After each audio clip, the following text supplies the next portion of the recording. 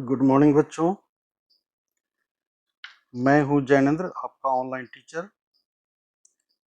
पिछले वीडियो में मैंने यौगिकों का अणुसूत्र एवं उनका नामकरण करना सिखाया था। आशा है आप वीडियो देखे होंगे और समझे भी होंगे, क्योंकि जब तक आप यौगिकों को अच्छी तरह से नहीं समझेंगे तो जो धातु एवं अधातुओं के रासायनिक गुण आप पढ़ेंगे समझने में मुश्किल होगी। तो इसीलिए उसे आप बार बार देखकर सीख लेंगे और अपनी कॉपी में अभ्यास करेंगे। यदि समझ में नहीं आए तो अपने विद्यालय के शिक्षक से संपर्क कर लेंगे और उनसे जानने की कोशिश करेंगे कि यौगिकों का अणुसूत्र कैसे लिखा जाता है। तो आज हम लोग एक नए टॉपिक पर चलते हैं, उसी कड़ी को आगे बढ़ाते हुए धातु एवं अधातुओं के रासायनिक गुण के बारे में, chemical properties of metal and non metal. तो धातु एवं अधातु के रासायनिक गुण जाने इससे पहले हम लोग जान लीजिए कि यौगिकों के प्रकार कितने होते हैं। पिछले वीडियो में मैंने प्रकार नहीं बताया था। तो यौगिकों के मुख्य रूप से 3 प्रकार होते हैं, जिसमें पहला होता है अम्ल, जिसे हम लोग इसे एसिड कहते हैं। और ज़्यादा जानकारी नहीं दूंगा इसमें। अम्ल मुख्य रूप से अकार्बनिक अम्लों का हम लोग यहाँ व्यवहार करेंगे, जो कि 3 होते हैं मुख्य रूप से। पहला है H2SO4, जिसे अंग्रेजी में हम लोग कहते हैं सल्फ्यूरिक एसिड। हिंदी लिख देता हूँ उसका, ऐसे लिखा जाता है अंग्रेजी में सल्फ्यूरिक अम्ल या एसिड कह सकते हैं, और इसको हिंदी में कहते हैं गंधक अम्ल। ये जब आप धातु अधातु के रासायनिक गुण पढ़ेंगे तो इसकी आवश्यकता पड़ेगी। सल्फ्यूरिक एसिड H2SO4, जैसा कि मैंने यौगिक में बताया था कि सल्फेट एक मूलक है और हाइड्रोजन धन मूलक है, तो इसकी संयोजकता 1 होती है जो सल्फर पर जाती है, और सल्फेट की संयोजकता 2 होती है जो हाइड्रोजन पर के नीचे लिखा गया है। इस तरह से H2SO4 लिखेंगे, सल्फ्यूरिक एसिड या गंधक अम्ल कहेंगे। दूसरा जो अम्ल है वो है HNO3, इसको हम लोग कहते हैं नाइट्रिक अम्ल। इसको कहते हैं नाइट्रिक अम्ल, और इससे हिंदी इसका नाम है सोरेक अम्ल। सोरेक अम्ल।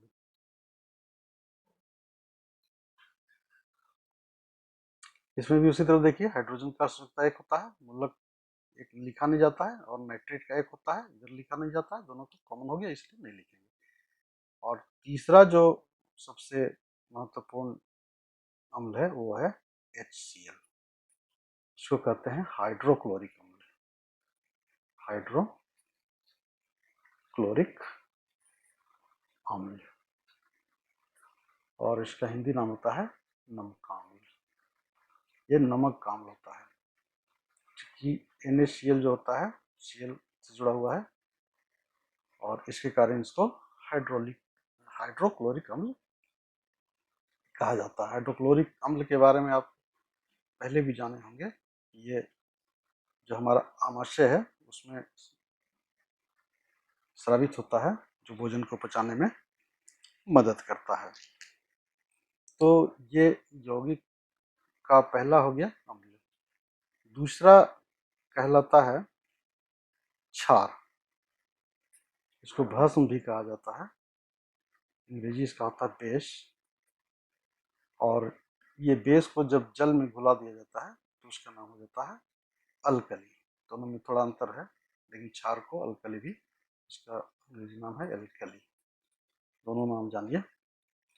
और इसमें जो क्षार में मुख्य है वो है सोडियम ऑक्साइड, जिसे यौगिक में आप पढ़े थे, potassium oxide, calcium oxide, magnesium oxide, and इसी तरह से नामकरण मैंने पिछले वीडियो में बताया था, नहीं देखे होंगे तो देख लीजिएगा।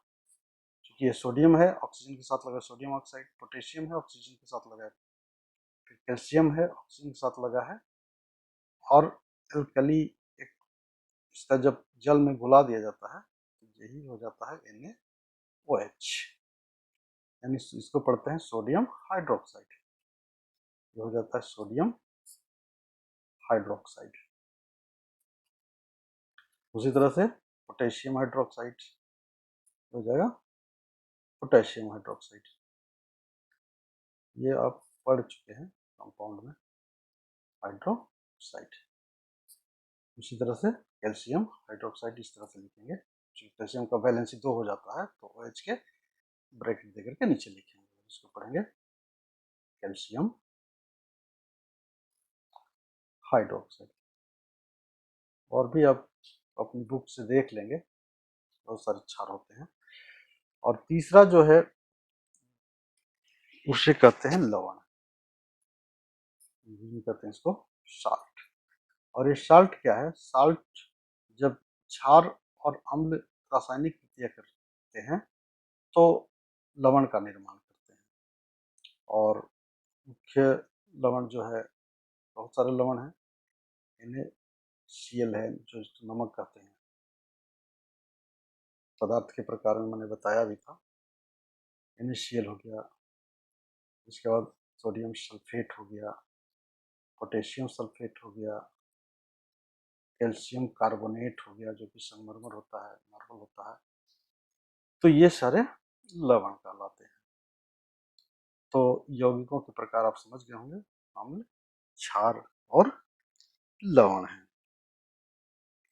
अब आते हैं हम लोग धातु और अधातु के रासायनिक गुण के बारे में। यहाँ हम लोग आज के एपिसोड में केवल धातु का पढ़ेंगे, धातुओं के रासायनिक गुण। अधातु का गुण अगले एपिसोड में पढ़ेंगे, इसलिए बहुत ज़्यादा लंबा हो जाएगा। धातुओं के रासायनिक गुण। तो पहला ये इसमें सबसे पहला जो गुण है वो है धातुओं का ऑक्सीजन के साथ अभिक्रिया। धातुओं का ऑक्सीजन के साथ अभिक्रिया। तो ये धातु भी पढ़ चुके हैं और ऑक्सीजन भी पढ़ चुके हैं। तो धातुओं के साथ जब ऑक्सीजन की प्रक्रिया अभिक्रिया होती है तो धात्विक ऑक्साइड बनती है। इसे लिख लीजिए, धातु में कर सकते हैं सभी धातु में, यहाँ लिख सकते हैं सभी धातु में। थोड़ा अपवाद भी है, मैं बताऊंगा अभी। सभी धातु में ऑक्सीजन के साथ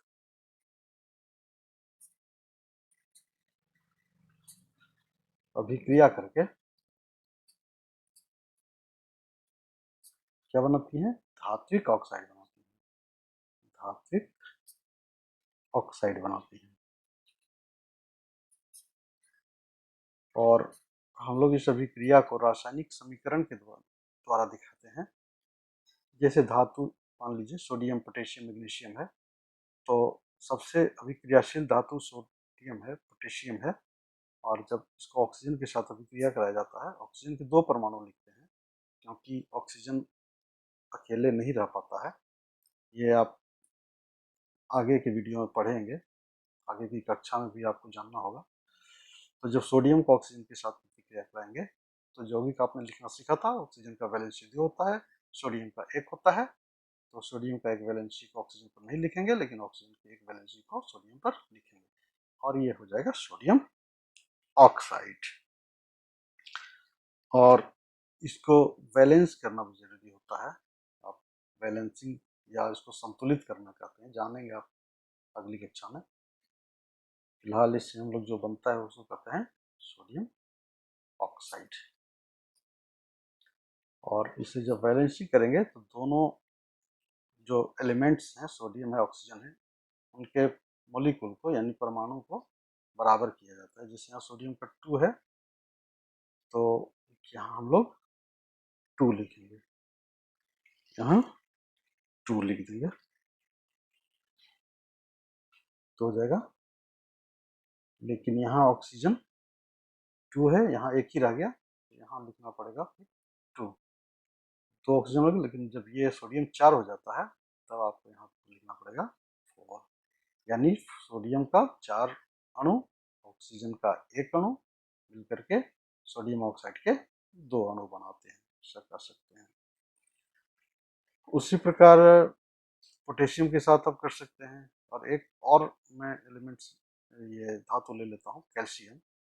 कैल्शियम के साथ जब अभिक्रिया करती है तो कैल्शियम ऑक्साइड इसी तरह बनेगा, इसलिए ये दोनों का वैलेंसी बराबर होता है, 2-2 होता है, इसलिए हम लोग लिखते हैं कैल्शियम ऑक्साइड। हो गया कैल्शियम ऑक्साइड।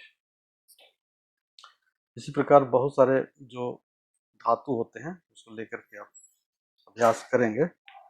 लेकिन एक चीज और मैं यहाँ बता देना चाहता हूँ कि धातुओं की एक क्रियाशीलता श्रेणी होती है। सभी धातुएं ऑक्सीजन के साथ अभिक्रिया नहीं करती हैं। यहाँ आपको जानना चाहिए कि धातुओं की एक क्रियाशीलता श्रेणी होती है। क्रियाशीलता श्रेणी होती है, जैसे पोटेशियम है, सबसे ज्यादा क्रियाशील है। फिर सोडियम है, उसके बाद कैल्शियम है, मैग्नीशियम है, एल्युमिनियम है, जिंक है, Fe है, PB, H, copper, Hg, Ag, और सबसे कम जो क्रियाशील धातु है सोना है। तो पोटेशियम हो गया, सोडियम हो गया, कैल्शियम हो गया। कहीं कहीं आपको सोडियम भी आगे दिखाया हुआ रहता है, कभी कहीं कहीं सोडियम को पोटेशियम से आगे क्रियाशील बताता है, लेकिन दोनों करीब करीब इक्वल होते हैं। और ये जान लीजिए कि जो सोडियम है और पोटेशियम है इतने क्रियाशील होते हैं, ये बहुत ही अत्यधिक क्रियाशील है, लिख लीजिए, बहुत अत्यधिक क्रियाशील है। और ये इतना क्रियाशील है कि जैसे ही इसको हवा में लाया जाता है, हवा में मौजूद जल से या ऑक्सीजन से संपर्क करके और ऑक्साइड बना देते हैं। इसलिए यहाँ जान लीजिए कि सोडियम और पोटेशियम को अत्यधिक की क्रियाशीलता के कारण खुली जगह में नहीं रखते हैं, इससे मिट्टी तेल में डुबो कर रखा जाता है। तो लिख लीजिए कि सोडियम एवं पोटेशियम को इनकी अत्यधिक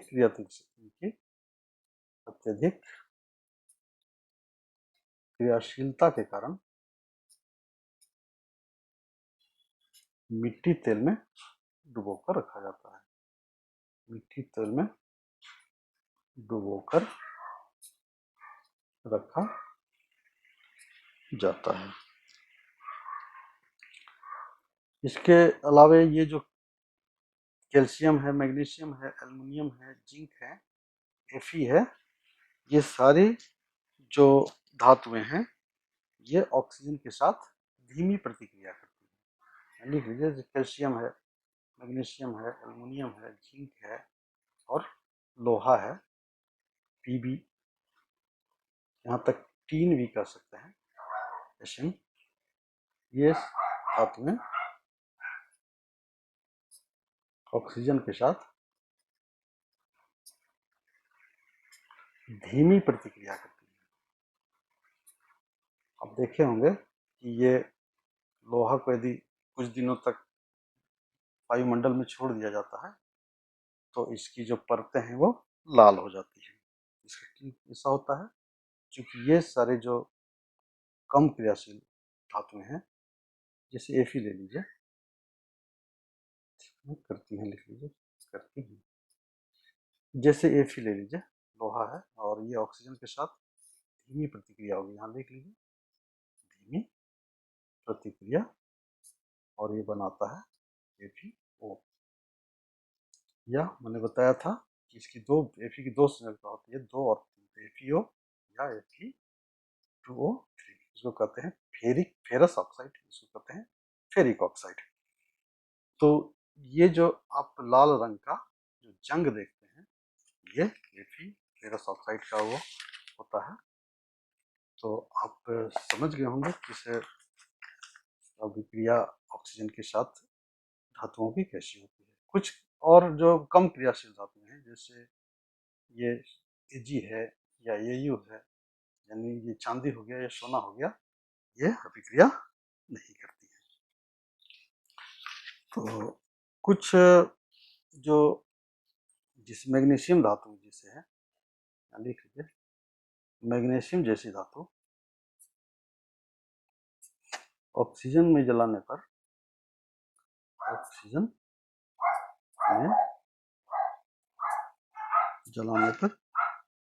चमकीले सफेद प्रकाश के साथ जलती है। चमकीले सफेद प्रकाश के साथ जलती है और ये राख के रूप में निकलता है, जो कि मैग्नीशियम ऑक्साइड होता है। जैसे Mg इसको O2 को जलाइए, मैग्नीशियम का फीता को देखे होंगे, मोमबत्ती के ऊपर रख करके जब जलाते हैं, लिख सकते हैं मोमबत्ती की लौ में जब जलाते हैं, मोमबत्ती की लौ में जलाने पर क्या बनता है, मैग्नीशियम ऑक्साइड का राख बन जाता है। और कह सकते हैं कुछ धातुएं जो है, जैसे कॉपर है, इसके बाद हो गया Hg, पारा हो गया, ये ऑक्सीजन के साथ गर्म करने पर अभिक्रिया करती है। जैसी धातुएं गर्म करने पर ऑक्साइड बनाती है, ऑक्साइड बनाती है। जैसे कॉपर है, ऑक्सीजन के साथ अभिक्रिया ले लीजिए, तो ये बनेगा कॉपर ऑक्साइड, सी पर रखेंगे, या Cu2O3, इसको कहते हैं क्यूप्रिक ऑक्साइड, क्यूप्रिक ऑक्साइड, और इसको पढ़ेंगे क्यूप्रस ऑक्साइड, क्यूप्रस ऑक्साइड। और अंतिम चीज इसमें जो जान लीजिए, Ag जो सिल्वर है, Au जो सोना है, तो ऑक्सीजन के साथ अभिक्रिया नहीं करती, ऑक्सीजन के साथ अभिक्रिया नहीं करती है, इसी कारण इसकी ज्ञान नहीं बनाई जाती। इसका एक और कारण भी है, चमकते भी हैं, पढ़ा था आपने, सोना और चांदी चमकते हैं, जिसके कारण गहने बनाए जाते हैं, ज्वेलरी बनाई जाती है। इसके बाद ऑक्सीजन के साथ अभिक्रिया इसकी नहीं होती है, ये लंबे समय तक टिका रहता है, ऑक्सीजन की अभिक्रिया नहीं करती। तो इस संबंध में ऑक्सीजन के साथ डिटेल्स आप सीख गए होंगे कैसे। अब आते हैं दूसरी जो रासायनिक गुण है, धातुओं की जल के साथ अभिक्रिया, धातुओं का जल के साथ अभिक्रिया। अक्सर सवाल पूछे जाते हैं, क्या होता है जब धातुओं को जल में डुबोया जाता है, धातुओं को जल के साथ प्रतिक्रिया कराया जाता है। इसका सिंपल सा हम लोग वाक्य लिखते हैं कि जब धातुओं को, लिख सकते हैं, जब धातुओं को जल के साथ अभिक्रिया कराया जाता है, जल के साथ अभिक्रिया कराया जाता है, तो धातु के हाइड्रोक्साइड बनते हैं, हाइड्रोक्साइड बनते हैं, और साथ ही हाइड्रोजन गैस होता है, हाइड्रोजन गैस मुक्त होता है। इसमें भी पहले वाली प्रक्रिया लागू होगी, जैसे सिल्वर हो गया और ये जो सोना हो गया, ये जल के साथ अभिक्रिया नहीं करती है। मैग्नीशियम हो गया, कॉपर हो गया, Ag हो गया, धीमी प्रतिक्रिया करती है। और सोडियम और जो पोटेशियम है वो अत्यधिक गति से प्रतिक्रिया करती है। तो हम लोग जल के साथ अभिक्रिया देखिए, सोडियम और जल का अणुसूत्र H2O होता है। जब इसकी प्रतिक्रिया कराते हैं तो NaOH यानी सोडियम हाइड्रोक्साइड बनता है। इसको पढ़ते हैं सोडियम हाइड्रोक्साइड, सोडियम हाइड्रोक्साइड, और प्लस निकलता है H2। इसे ऊपर तीर की ओर दिखाते हैं, इसलिए कि तीर का मतलब हुआ कि हाइड्रोजन गैस बाहर निकल रही है, मुक्त हो रही है। और इसको भी बैलेंस कर सकते हैं, यहाँ 2 ले लेते हैं, क्या हो जाएगा 2, तो 2Na, 2 ऑक्सीजन, 2 हाइड्रोजन, 2 हाइड्रोजन ठीक है, यहाँ पे हम लोग 2 लगा देंगे। तो यहाँ भी आपको लगाना पड़ेगा 2, 4 हाइड्रोजन हो गया, तो 2 हाइड्रोजन यहाँ से काउंट करेंगे 2 और 2 4, 2 ऑक्सीजन और 2 सोडियम। इस तरह से इसको बैलेंस करना भी सीख सकते हैं। उसी प्रकार पोटेशियम के साथ यदि अभिक्रिया कराते हैं तो क्या बनेगा, पोटेशियम हाइड्रोक्साइड निकलेगा और प्लस H2 निकलेगा। बैलेंस उसी तरह होगा। यहाँ भी कैल्शियम के साथ जब प्रतिक्रिया कराते हैं तो कैल्शियम हाइड्रोक्साइड बनेगा इस तरह से, और ये हाइड्रोजन निकलेगा। तो ये आप समझ गए हों, धातुओं के साथ जब जल की प्रक्रिया कराएंगे तो धातु के हाइड्रोक्साइड बनाते हैं। एक चीज मैं यहाँ और बता दूं आपको कि जो ऑक्साइड होते हैं, ऑक्साइड भी जल में घुल करके और हाइड्रोक्साइड बना देते हैं। जैसे यहाँ पर ले लीजिए, ये लिखने की आवश्यकता नहीं है, जैसे सोडियम ऑक्साइड, आपने सोडियम जब धातु के साथ अभिक्रिया किया था, ये सोडियम धातु जब ऑक्सीजन के साथ अभिक्रिया किया था तो सोडियम ऑक्साइड बना था, और इसको यदि जल में आप मिलाएंगे तो NaOH बनेगा, यानी सोडियम हाइड्रोक्साइड। ये घुल करके और सोडियम हाइड्रोक्साइड बना देता है। उसी तरह से यदि MgO लेते हैं, मैग्नीशियम ऑक्साइड, और उसको जल में घुलाते हैं तो ये बन जाता है MgOH होल 2। ठीक है, ये तो घुलनशील ऑक्साइड की बात हो गई। लेकिन कुछ जो ऑक्साइड होते हैं जो जल में अघुलनशील होते हैं, कुछ ऑक्साइड होते हैं जल में अघुलनशील होते हैं, ये घुलते नहीं, अघुलनशील होते हैं। जैसे सिल्वर ऑक्साइड हो जाएगा, गोल्ड का ऑक्साइड हो जाएगा, Hg का ऑक्साइड हो जाएगा, ये सभी जल में घुलते नहीं है। तो आगे बढ़ते हैं हम लोग। अब तीसरी जो अभिक्रिया है वो है धातुओं के साथ अम्ल की अभिक्रिया। धातुओं के साथ अम्ल की अभिक्रिया, अभिक्रिया मैंने पिछले बताया अम्ल क्या है। तो सामान्यतः जो हम लोग अभी पढ़ेंगे वो तनु अम्ल के साथ अभिक्रिया के बारे में पढ़ेंगे। ये जान लीजिए कि हम लोग यहाँ पर जो अम्ल का व्यवहार करेंगे वो तनु अम्ल के साथ का व्यवहार करेंगे। ध्यान लिख लीजिए, जब धातु में तनु अम्ल, तनु क्या है, कॉन्क क्या है, ये आप अगली कक्षा में सीखेंगे। तनु का मतलब पतला होता है, यानी अम्ल की मात्रा कम होती है, जल की मात्रा ज्यादा होती है। तो तनु अम्ल के साथ अभिक्रिया करके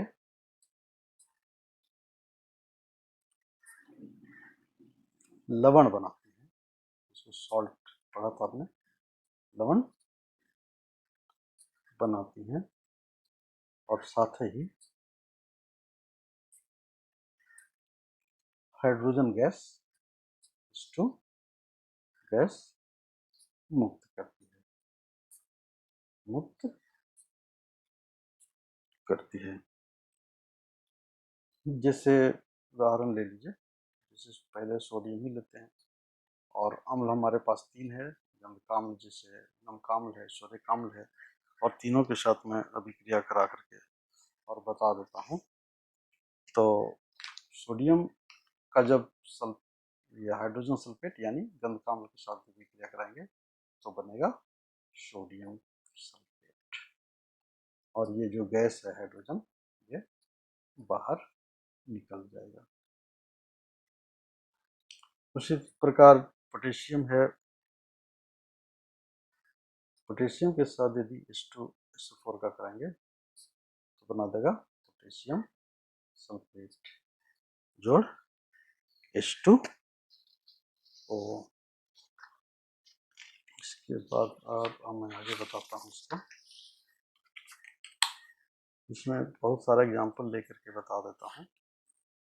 जैसे अभी हम लोग पढ़ रहे थे H2SO4 के साथ, तो सोडियम और पोटेशियम का पढ़ लिया, कैल्शियम के साथ अभी दिखाइए H2SO4 का, ये बना देगा कैल्शियम सल्फेट।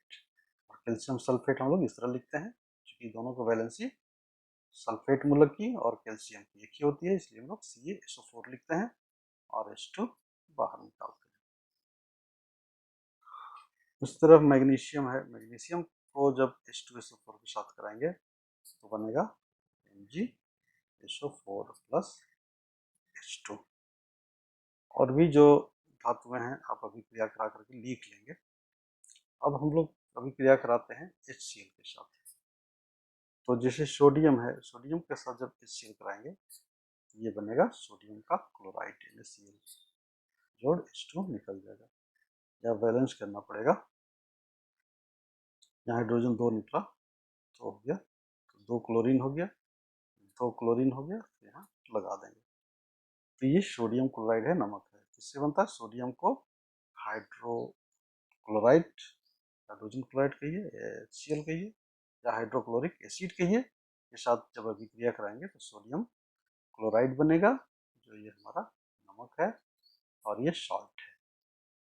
ये सभी सॉल्ट बनते हैं, लवण जिसको कहा जाता है, इसको बोलते हैं सोडियम क्लोराइड। आइड प्रत्यय लगा के बना है, पहले भी यौगिक पढ़ाते समय मैंने बताया था। इस तरह सोडियम पोटेशियम के साथ ले लीजिए HCl का, क्या बनेगा पोटेशियम क्लोराइड KCl। ये कैल्शियम सल्फेट, सल्फेट के साथ magnesium sulphate, sodium chloride, potassium chloride.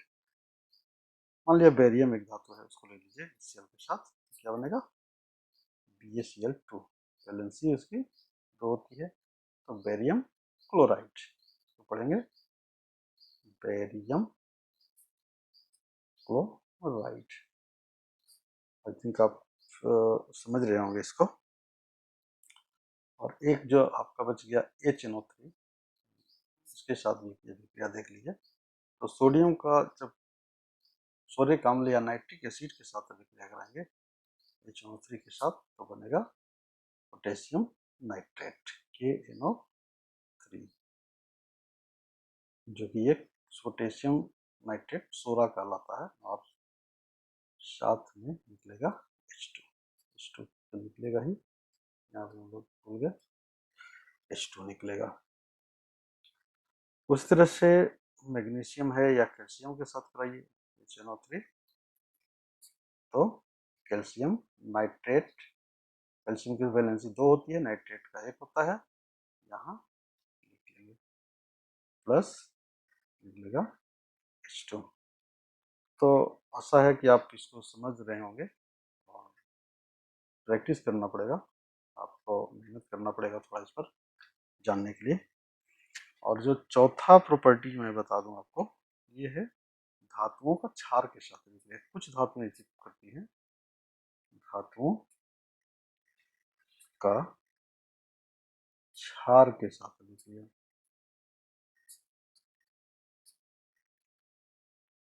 दिक्कत होगी तो आप कमेंट बॉक्स में जाकर के लिख सकते हैं, कोई चीज़ नहीं समझ में आता है तो, या अपने आसपास के विज्ञान शिक्षक से आप जानकारी ले सकते हैं। तो धातुओं के साथ क्षार की अभिक्रिया, यहाँ पर लिख लीजिए जो बातें मुख्य रूप से है कि सभी धातुएं या अधिकांश धातुएं कहिए, अधिकांश धातुएं क्षार के साथ रासायनिक अभिक्रिया नहीं करती है। रासायनिक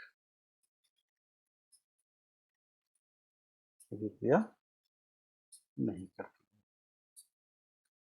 लेकिन कुछ धातुएं करती है, जैसे पीबी, जिसको हम लोग लेड कहते हैं, लेड इसको बोलते हैं, एल्युमिनियम, जिंक जैसी धातुएं क्षार के साथ अभिक्रिया करती है, अभिक्रिया करती हैं। और एक लाइन और लिख लीजिए, और अभिक्रिया के फलस्वरूप, अभिक्रिया या प्रतिक्रिया दोनों लिखा जाता है, आप दोनों भी समझ लीजिए। प्रतिक्रिया के फलस्वरूप लवण और H2 गैस यानी हाइड्रोजन गैस बनाती है। जैसे एग्जाम्पल ले लीजिए,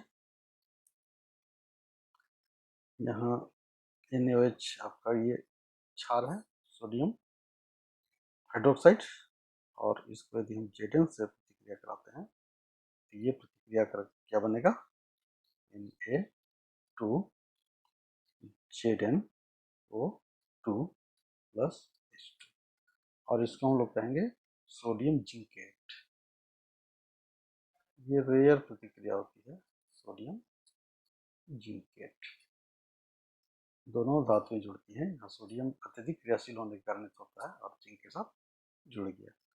उसी तरह KOH यदि ले लीजिए, पोटेशियम हाइड्रोक्साइड, और इसको जिंक के साथ अभिक्रिया कराइए तो उसी तरह बन जाएगा K2ZnO2 प्लस H2, हो जाएगा पोटेशियम जिंकेट।